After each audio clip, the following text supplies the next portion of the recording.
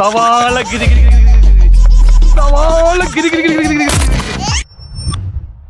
ഈ മന്ത്രിസഭയുടെ ഒരു പ്രത്യേകത ശിവൻകുട്ടി മാത്രമല്ല, ഒരുപാട് പ്രതിഭകളുണ്ട്. ശിവൻകുട്ടിയെ കാണുമ്പോൾ നമുക്ക് ബിന്ദു എത്ര മഹതിയാണെന്ന് മനസ്സിലാവും.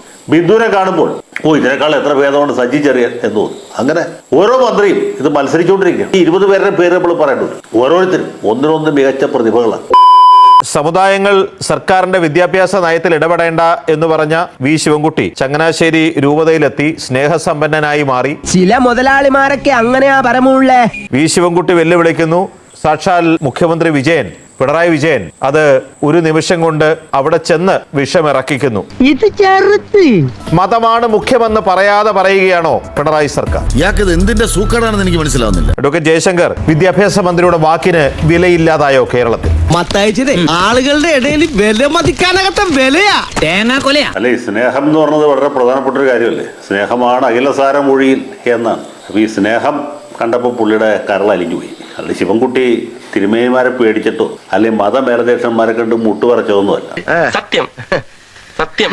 അവിടെ ചെന്ന് അവരുടെ ആ സ്നേഹവും ആ ഒരു താല്പര്യമൊക്കെ കണ്ടപ്പോൾ അദ്ദേഹത്തിന്റെ കരൾ അലിഞ്ഞുപോയി. ഐസ് ഫ്രൂട്ട് വെയിലത്ത് വെച്ച പോലെ. മാത്രമല്ല, അരമനയിൽ ചെല്ലുമ്പോൾ അണ്ടിപ്പരിപ്പും അതുപോലെ ഈന്തപ്പഴമൊക്കെ കൊടുക്കുമല്ലോ. ഇനി ഫ്രൂട്ട് സലാഡോ ചൂട് പാലോ ഐസ്ക്രീമോ അങ്ങനെ എന്തെങ്കിലും ഇന്നിനിപ്പോ വേണ്ട. എന്തായാലും ഞാൻ ഇവിടെ ഉണ്ടല്ലോ, എപ്പോ വേണേലും. അതൊക്കെ കഴിച്ചപ്പോൾ പുള്ളിയുടെ നിലപാട് മാറി. മാത്രമല്ല, NSSകാർ കോടതിയിൽ പോയി വാങ്ങിയ ഉത്തരവ് കോടതിയിൽ പോകാത്ത മതമേലധ്യക്ഷന്മാർക്ക് കൊടുക്കുന്നതിൽ എന്താ തെറ്റുള്ളത്? എല്ലാവരും ഒരുപോലെ കോടതിയിൽ പോകണം. എല്ലാവരും വലിയ വക്കീലന്മാരെ കാശ് കൊടുത്ത് എൻഗേജ് ചെയ്യണം. അധ്വാനിച്ച് വിധി മേടിക്കണം എന്ന് എവിടെയെങ്കിലും പറഞ്ഞിട്ടുണ്ടോ? അങ്ങനൊന്നും ചെയ്യേണ്ട ആവശ്യമില്ല. അതൊക്കെ ശിവൻകുട്ടിക്കാരെ. കള്ളന്മാരിപ്പോ പള്ളിക്കരയിലോട്ട് എക്സ്കർഷൻ ആയിട്ട് വരികയല്ലേ. പിന്നെ പുള്ളി നിയമസഭയിൽ പറഞ്ഞപ്പോൾ അകന്ന് പുറകിലിരിക്കുന്ന പാർട്ടിക്കാരുടെ കൈയടി കിട്ടാൻ വേണ്ടി പറഞ്ഞു എന്ന് മാത്രമേ ഉള്ളൂ. നമുക്ക് അപ്പോഴേ അറിയാം ഇതൊക്കെ എവിടെ ചെന്ന് അവസാനിക്കുന്നു. ഇത് ആദ്യത്തെ സംഭവമല്ലല്ലോ. പുള്ളി എന്തുകൊണ്ടാണ് നമ്മൾ മൂന്നാം മുണ്ടശ്ശേരി എന്ന് വിളിക്കുന്നത്? പുള്ളി എത്ര തവണയാൾ വാളൂരിയത് ഓരോ സമുദായ സംഘടനക്കാർക്കെതിരായിട്ട് ഇല്ലേ?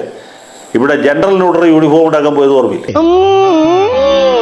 സ്കൂളിലെ ക്ലാസ് ടൈം കാലത്ത് വൈകുന്നേരം ക്ലാസ് ടൈം ദീർഘിപ്പിക്കാൻ തീരുമാനിച്ചത് നമ്മൾ കണ്ടത്. അങ്ങനെ എന്തെന്ത് പരിഷ്കാരങ്ങൾ നടത്തിയ ഒരു മന്ത്രിയാണ് അദ്ദേഹം. ഭയങ്കരമായ ആളുകൾക്ക് പുള്ളിയെ പുച്ഛമാണ്, പരിഹാസമാണ്. പക്ഷെ ആള് വിദ്യാഭ്യാസ വിചക്ഷണനാണ്. സത്യം പറഞ്ഞാൽ മുണ്ടശ്ശേരി മാഷിനും മുഹമ്മദ് വായിക്ക് ശേഷം ഇത്രയും പണ്ഡിതനായ, ഇത്ര പ്രഗത്ഭനായ, ഇത്രയും കാര്യശേഷിയുള്ള, കർമ്മ നിപുണനായ ഒരു വിദ്യാഭ്യാസ മന്ത്രി ഉണ്ടായിട്ടില്ല.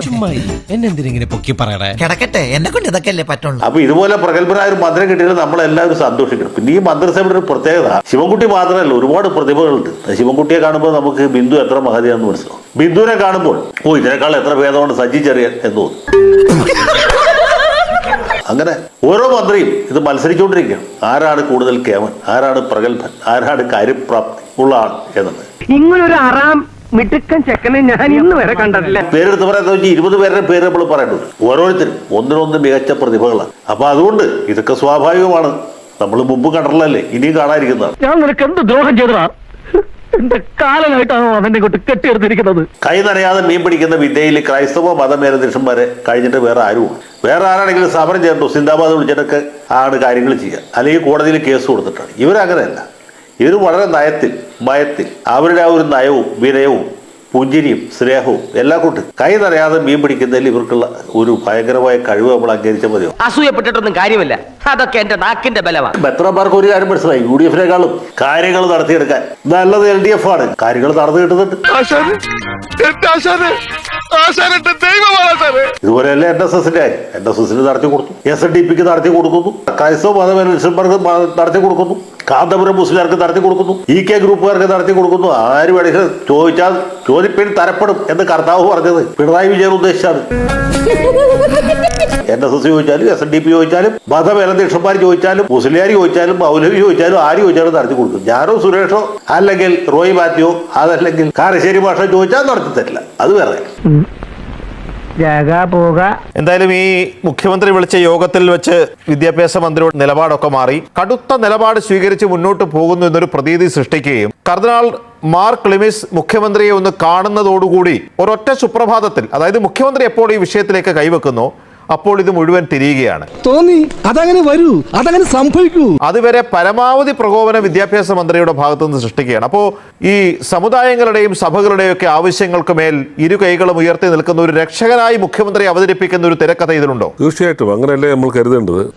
എന്നെ വിശ്വാസമല്ലേ? ഇല്ല, തീരെ ഇല്ല. അതുകൊണ്ടാണല്ലോ ഞാൻ പറഞ്ഞത്. 1.5 വർഷം മുമ്പല്ലേ കോഴിക്കോട് ഒരു പ്രൈമറി സ്കൂൾ അധ്യാപിക ശമ്പളം കിട്ടാത്തതിന്റെ പേരിൽ എയ്ഡഡ് സ്കൂൾ മാനേജ്മെന്റിൽപ്പെട്ട ഒരു അധ്യാപിക ആത്മഹത്യ ചെയ്തൊരു സംഭവം ഉണ്ടായല്ലോ. അന്ന് ഈ സർക്കാരിൽപ്പെട്ടവരൊക്കെ എന്താ പറഞ്ഞത്, പണം വാങ്ങിയിട്ട് അവരെ നിയമനം കൊടുത്തിട്ട് അവർക്ക് വേണ്ട രീതിയിലുള്ള പ്രൊട്ടക്ഷൻ ഒന്നും കൊടുത്തില്ല എന്ന് പ്രത്യേകിച്ച് ഇടതുപക്ഷത്തെ രാഷ്ട്രീയ പാർട്ടികളെല്ലാം അന്ന് മാനേജ്മെന്റിനെ കുറ്റപ്പെടുത്തുന്നതൊക്കെ നമ്മൾ കണ്ടതാണ്. അതിനുശേഷം ശിവൻകുട്ടിയുടെ പത്രസമ്മേളനത്തിലെ ശിവൻകുട്ടിയുടെ ബോഡി ലാംഗ്വേജ് എന്തായിരുന്നു? ബിഷപ്പുമാരെയൊക്കെ വെല്ലുവിളിക്കാൻ ഒരു മടിയും ഇല്ലാത്തൊരവസ്ഥയിലായിരുന്നു.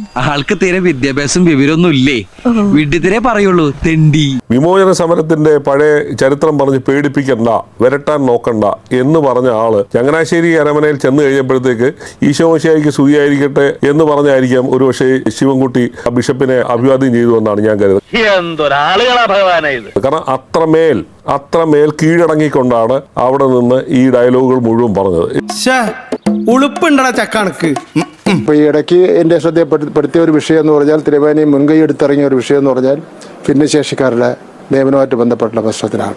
അതിൽ പിന്നെ തിരുമേനി വീട്ടിൽ വന്നിരുന്നു, ഞാനിവിടെ വന്നിരുന്നു, അതിൻ്റെ എല്ലാ വശങ്ങളും സംസാരിച്ചിരുന്നു. തിരുമേനി മുഖ്യമന്ത്രിയെ കണ്ടിരുന്നു. മുഖ്യമന്ത്രി തിരുമേനിക്ക് ഒരു ഉറപ്പ് കൊടുത്തിരുന്നു, ഒരാഴ്ചയ്ക്കും നമുക്ക് എന്തെങ്കിലും ഒരു പരിഹാരം ഉണ്ടാക്കാമെന്ന്. പലഹാരം വേണോ ശ്രാമേ? പലഹാരം അല്ലട കഴുതേ, പരിഹാരം. ഇന്നിപ്പോ മുഖ്യമന്ത്രി ഒരു ഹൈ ലെവൽ കമ്മിറ്റി ഇന്ന് വിളിച്ചു ചേർത്തു. മുഖ്യമന്ത്രിക്ക് ഒട്ടും സമയമില്ലായിരുന്നു, എങ്കിൽ പോലും വിളിച്ചു ചേർത്തു. അതിൻ്റെ തീരുമാനങ്ങൾ ഞാൻ നേരത്തെ പറഞ്ഞു കഴിഞ്ഞു.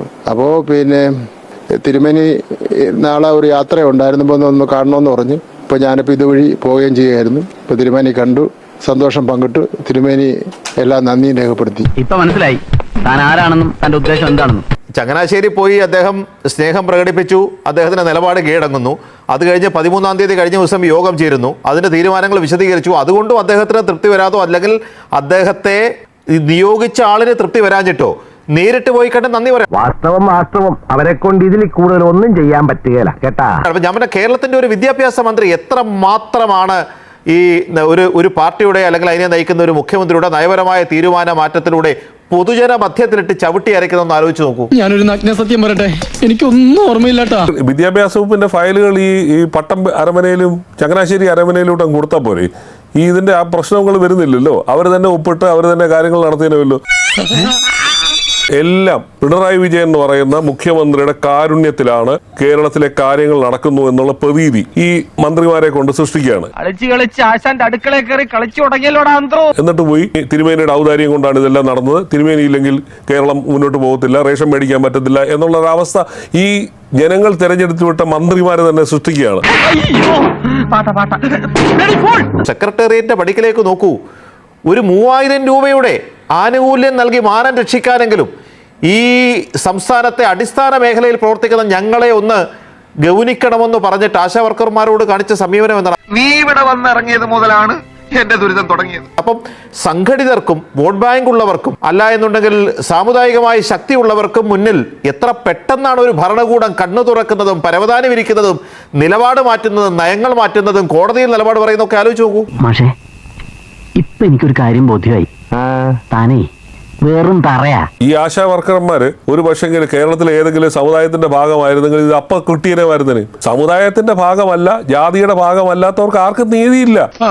ഏതാണ്ടാ പരിവായി. നേരത്തെ ശ്രീ ജയശങ്കർ സൂചിപ്പിച്ചതുപോലെ ഒരുപാട് കാര്യങ്ങളിൽ വിദ്യാഭ്യാസ മന്ത്രി വിപ്ലവകരമായ തീരുമാനങ്ങൾ പ്രഖ്യാപിച്ചിട്ടുണ്ട്, ചിലതൊക്കെ നടന്നിട്ടുണ്ട്. സമയമാറ്റമായിട്ട് എടുത്തിട്ടുള്ള തീരുമാനത്തിൽ നിന്ന് ഒരു മാറ്റവും ഇല്ല. പക്ഷെ ഒരു ജനാധിപത്യ ഗവൺമെന്റും ജനാധിപത്യ സംവിധാനത്തിൽ ഏതെങ്കിലും ഒരു വിഭാഗത്തിന് ഞങ്ങൾക്ക് കുറച്ചുകൂടെ കാര്യങ്ങൾ മനസ്സിലാക്കണമെന്ന് പറഞ്ഞു കഴിഞ്ഞാൽ അവരെ വിളിച്ച് സംസാരിക്കണ്ടേ? വേണം അത് വേണം. ഒരു കാരണവശാലും ആവശ്യമില്ലാതെ മതവും അതുപോലുള്ള പ്രസ്ഥാനങ്ങൾ സ്കൂളിന്റെ വിദ്യാഭ്യാസ കാര്യങ്ങളിൽ ആവശ്യമില്ലാതെ ഇടപെടേണ്ട കാര്യം ഇല്ല.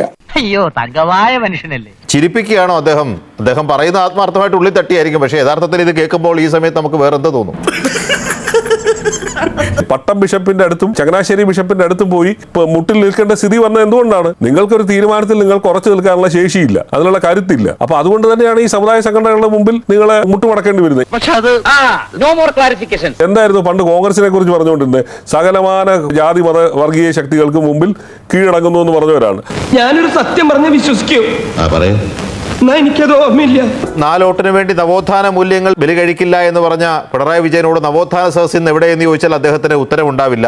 കൊച്ചുണ്ണി തനിക്ക് ഈടായിട്ട് കുറെ കൂടുന്നുണ്ട് കേട്ടോ. തന്ത്രിയുടെ ബ്രഹ്മചര്യത്തെക്കുറിച്ച് അദ്ദേഹം പൊതുവേദിയിൽ കയ്യടികൾക്കിടയിൽ ആർത്തട്ടഹസിച്ച് പറഞ്ഞു. അതേ തന്ത്രി അദ്ദേഹത്തിന്റെ സാന്നിധ്യത്തിൽ അവിടെ നിലവിളക്ക് കൊളുത്തി. അവനത് ചെയ്യും, ചെയ്തില്ലെങ്കിൽ അത്ഭുതമുള്ളൂ. മതസാമുദായിക നേതാക്കൾ 3 പേരും ഒന്നിച്ചൊരു വേദിയിൽ വന്നു കഴിഞ്ഞാൽ അത് 3ാം ഭരണത്തിന്റെ കാഹളമാണെന്ന് അദ്ദേഹവും അദ്ദേഹത്തെ അനുകൂലിക്കുന്ന എഴുത്തുകാരും ഒക്കെ ഉള്ളവരെ കൊണ്ട് പറയിപ്പിച്ചു. പക്ഷെ ഞാൻ പറയാനുള്ളത് പറയും. അയാൾ ഒറ്റ ഒരുത്തനാ യവന്മാരെല്ലാം ചീത്താക്കുന്നു. അതുകൊണ്ട് ഈ ആചാരം തുടരുമോ? ഇത് പൂർവാധികം ഭംഗിയായിട്ട് തുടരും. പുള്ളി കേരളത്തിൽ 3ാമത് കേരളത്തിൽ മുഖ്യമന്ത്രിയായി കഴിഞ്ഞാൽ അതിനേക്കാൾ നല്ലത് എന്റെ ശവം എടുക്കണതല്ലേ. ഈ കേരള സംസ്ഥാനത്തെ മൗലവിമാർക്കും മുസ്ലിയാക്കന്മാർക്കും അതുപോലെ ബിഷപ്പുമാർക്കും NSSനും SNDPക്കും മറ്റെല്ലാ സാമുദായിക സംഘടിത സമുദായങ്ങൾക്കുമായിട്ട് തീർന്നു. അവിടെ പാർശ്വവൽക്കരിക്കപ്പെട്ട ആളുകളുണ്ട്, പ്രത്യേകിച്ച് പ്രിവിലേജ് ഇല്ലാത്ത ആളുകൾ. അവരുടെ കഞ്ഞി കുമ്പിളിൽ തന്നെ ആയിരിക്കും. അതിന് യാതൊരു മാറ്റം ഉണ്ടാകാൻ പോകുന്നില്ല. കുത്തും ആലോചിക്കണം, വോട്ട് കുത്തും ആലോചിക്കണം. കണ്ട അണ്ടനും അടവണ്ണൊക്കെ വോട്ട് ചെയ്താൽ ഇങ്ങനെയൊക്കെ ഉണ്ടാവും. UDF ഏതാണ് LDF ഏതാണെന്ന് ആൾക്കാർക്ക് സംശയം വരുന്ന ഒരു സമയമുണ്ടോ. മന്ത്രിമാരായി കഴിയുമ്പോൾ ഇവർക്ക് മിക്കവർക്കും തന്നെ ഈ അമ്നേഷ്യ ബാധിക്കും. അതാണ് ഇപ്പോൾ പിണറായി വിജയൻ സംഭവിച്ചത്. കഴിഞ്ഞ 5 കൊല്ലം മുമ്പ് പുള്ളി പറഞ്ഞ കാര്യങ്ങൾ പുള്ളിക്ക് ഓർമ്മയില്ല. നീ കിടന്ന് ഉരുളൊന്നും വേണ്ട, ഇക്കാര്യമേ എനിക്ക് നല്ല ഓർമ്മയുണ്ട്. പുള്ളി ഇപ്പൊ പറയുന്ന കാര്യങ്ങൾ കുറച്ച് കഴിയുമ്പോൾ വീണ്ടും ഓർമ്മയില്ലാതെയാവും. അപ്പൊ പുള്ളിക്ക് ഓരോ സമയത്തും ഇങ്ങനെ നയം മാറ്റിക്കൊണ്ടിരിക്കും. അഭിപ്രായം ഇരുമ്പോലൊക്കെ അല്ല എന്ന് പറഞ്ഞത് പുള്ളിയുടെ കാര്യത്തിൽ വളരെ ശരിയാണ്. ഒന്ന് കൊടുത്തിട്ട് കണ്ണാടി എടുത്ത് കാണിച്ചു കൊടുക്കണ അപ്പ കാണും. അപ്പൊ നവോത്ഥാനം, പ്രബുദ്ധത, ഭരണഘടന, ധാർമ്മികത, ഇങ്ങനെയുള്ള പല സാധനങ്ങളും ഇവർ സമയാസമയങ്ങളിൽ ഉയർത്തിപ്പിടിക്കും. അത് ഉയർത്തിപ്പിടിക്കുന്നത് കൈ കഴക്കുമ്പോൾ താഴെ വെക്കുകയും ചെയ്യും. ഇപ്പൊ താഴെ വെക്കുന്ന മൂടാണ്. എന്നോട് വേണോ ഭദ്ര നിന്റെ ഈ പോസ്? സമുദായ നേതാക്കന്മാർക്കും മതമേലധ്യക്ഷന്മാർക്കും പൊതുവെ ഒരു പരാതിയുണ്ട്. പിണറായിയെ കുറിച്ചല്ല കേട്ടോ, പ്രതിപക്ഷ നേതാവ് VD സതീശനെ കുറിച്ചാണ്. അതിന് ഞാനും ചെയ്തില്ല. അതെ, നീ ഒന്നും ചെയ്യുന്നില്ല. സതീശൻ സമയാസമയങ്ങളിൽ കടിച്ചുകുളങ്ങരയിൽ പോകുന്നില്ല, പെരുന്നേൽ ചെല്ലുന്നില്ല, അല്ലെങ്കിൽ ബത്രാന്മാരുടെ അരമനയിൽ ചെല്ലുന്ന അവരുടെ കൈമുത്തുന്നില്ല, അതൊരു പരാതി കിട്ടും. ഇത് തന്നെ അവസരം. ആ ഒരു പരാതി പരിഹരിക്കാനുള്ള ഒരു എളിയ ശ്രമവും കൂടി ഇദ്ദേഹത്തിന്റെ ഭാഗത്തുണ്ട് എന്ന് വേണം നമ്മൾ മനസ്സിലാക്കാൻ. കാരണം ഇങ്ങനെയുള്ള ആളുകളുടെയൊക്കെ കരുണാകടാക്ഷം ഉണ്ടെങ്കിൽ മാത്രമേ 3ാം ഊഴത്തെ കുറിച്ച് ചിന്തിക്കാൻ പറ്റൂ. അങ്ങനെ അതെ, ഈ കളർ എനിക്കിട്ടാണോ നിനക്കിട്ടാണോ പോകുന്നത്? എനിക്ക് അത്ര ഇഷ്ടപ്പെടുന്നില്ല കേട്ടോ.